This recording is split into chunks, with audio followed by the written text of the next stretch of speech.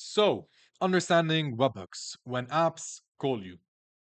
By the way, if you haven't watched my video on APIs and HTTP requests, I suggest you watch it because you're going to need that understanding to be able to understand this because we're going to compare webhooks to HTTP requests. Watch that. It's a 5-minute video, I believe, and then come back to watching this video.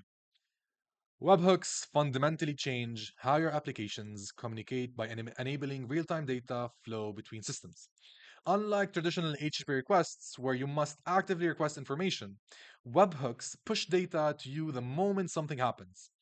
This video explains what webhooks are, how they work, and why they're valuable for AI builders. And this picture over here is a webhook trigger node in Anytan. So, webhooks versus HTTP requests, the communication models. A webhook is like a doorbell. The app rings your bell when there's a news, payment processed, or form submitted. You create a URL endpoint that waits for notifications. It's like something that doesn't sleep, that keeps on checking for notifications from external apps. The app initiates the communication, which is the push. I'm going to explain that. An HTTP request, on the other hand, is like a phone call. You have to pick up the phone and call the app to ask for information. You must initiate requests based on a schedule or manually. You control when to request data, which is the pull. So the webhook is automatic. You receive data automatically without you doing anything. The HTTP request, you have to manually or based on a schedule request data. The key difference is with webhooks, data flows to you automatically and instantly when events occur, eliminating the need for constant checking. Technical reality, both use HTTP protocol under the hood, but webhooks reverse the initiation pattern, making your application the receiver rather than the requester. We use both webhooks and HTTP requests. Both are very effective when building AI, and let me explain this even further. So, how do webhooks work?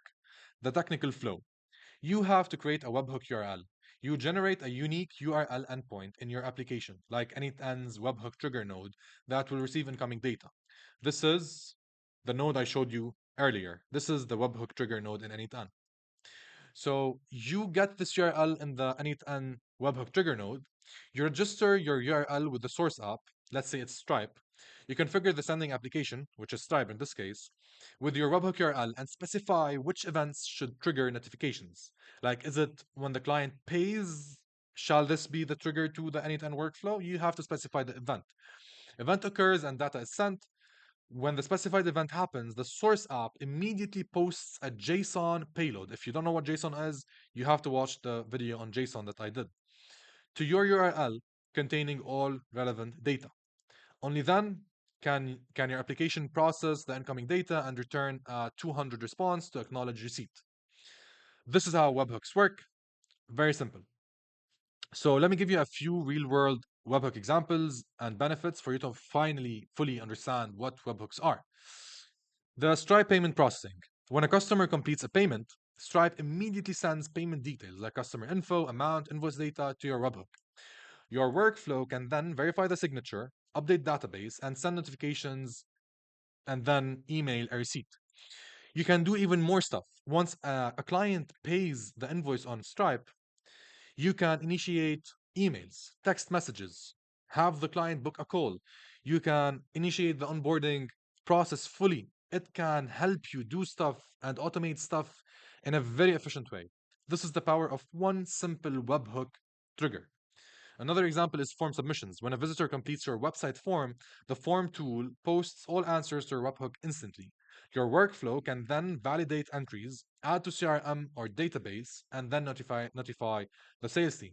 This also has a lot of options or a lot of ways you can benefit from it, but this is a simple example of what a webhook can do or what it can allow us to do.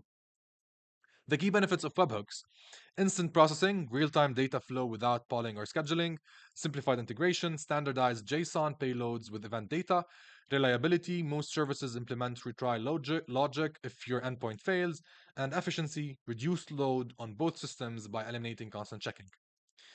This is the power of webhooks. I hope you understood what webhooks are, how they work, and hopefully you fully understood this concept of webhooks. I hope you enjoyed the video and see you on the next one.